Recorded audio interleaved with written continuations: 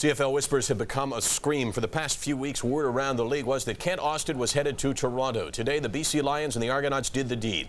If Austin's healthy and if he can return to the form of the past years, this looks like it could be a bit of a one-sided deal. Here's how the trade works. The Lions sent Austin to Toronto for cornerback Eddie Thomas and slot back Robert Gordon. And with the details of the trade from the Vancouver perspective, here's David Pratt in BC. On the surface, the trade sending Kent Austin to Toronto for Bobby Gordon and Eddie Thomas appears to be a simple matter of two teams attempting to address their needs, and both sides are selling it as a win-win situation. I think it's a deal that clearly benefits both clubs, and we're getting two fine football players in Eddie Thomas and Bobby Gordon.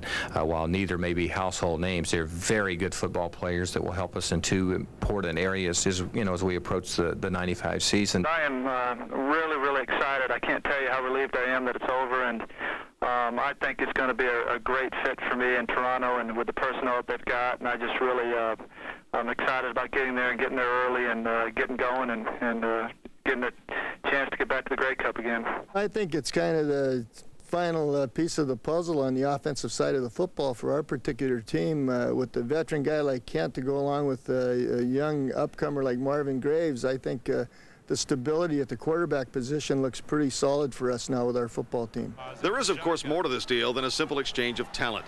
There are economics. The Lions unload Austin's $500,000 a year salary, a price the Argos feel is the cost of doing business if they intend to do business in Toronto.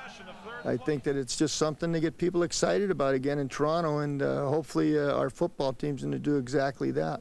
As for the Lions, they too must sell tickets, which brings us to the issue of public perception. For the third time in 5 years, BC has allowed a premier quarterback to leave. Matt Dunnigan, who also went to the Argos, and Doug Flutie, who went to Calgary, both led their new teams to Grey Cup championships. I think that if you judge us on the time frame that we've been here from the time Bill Comrie bought the club and the 2 years that Dave and I have been associated, I think that we've been fortunate enough to have a pretty good track record. So who got the better of the deal? Well, obviously it depends on who you talk to. But one thing is clear, only one marquee player was involved, and that is Kent Austin. And he and his salary now belong to the Argos. David Pratt, TSN, Vancouver.